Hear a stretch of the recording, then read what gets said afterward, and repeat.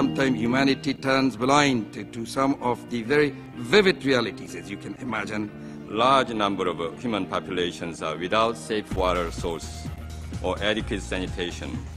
For all purposes, particularly for agriculture, which currently accounts for 70% of all water consumed. How do we do more with less? And what's your vision? Where is this dialogue going to be by another 20, 30 years from now? Honorable former Governor of New Jersey, Miss Christine Whitman, I welcome her here taking the time. It depends. It depends on the circumstances. An area that wants to improve efficiency might go for a leasing arrangement. One that wants to attract investment may favor a concession arrangement. The ultimate course is going to depend on the facts on the ground and the area to which it is being applied. I would like to introduce first our first speaker, who is Dr. Kellogg Schwab, who is the director of the Center of Water and Health at Johns Hopkins University. This morning we had a session on water and the global health crisis. This afternoon in the second session we have 3 speakers here from various backgrounds that are going to address us on the topics of water and health in developing countries specifically. The power requirements are something to consider.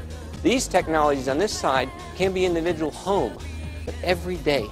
We think that this model is both important and scalable primarily because we tie the revenue to the successful operation of the system. So if we put in one of our water treatment systems and we walk away from it, we don't make any money and the system doesn't work. If we maintain that system, or if we're taken over by some pretty hard-nosed businessmen, they're still going to take care of that system because that's where their paychecks are coming from. Whether Mike McGee has been able to work with any of the health professionals in the developing countries in some sort of a network where they're trying to introduce proper water and sanitation in the health clinics and the schools. To answer your question, most of what I've done over the last couple of years beyond trying to bridge the cultural gap between water professionals and health professionals is more of a witnessing and being able to capture the stories, whether coming out of the Clinton Foundation or the Gates Foundation or a variety of different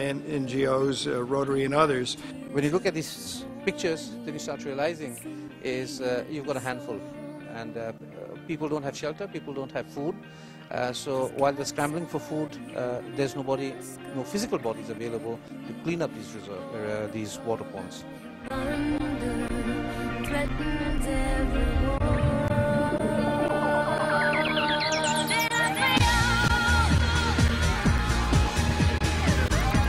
I think the real value of today's meeting was that it allowed a forum where leaders in water and sanitation and people with answers to solutions in the global crisis of water and health and sanitation were able to meet together to exchange ideas and action items among themselves as well as the people in the audience. Critical that is to the development of communities and how it's integrated into every sector of the community. So it was a great meeting.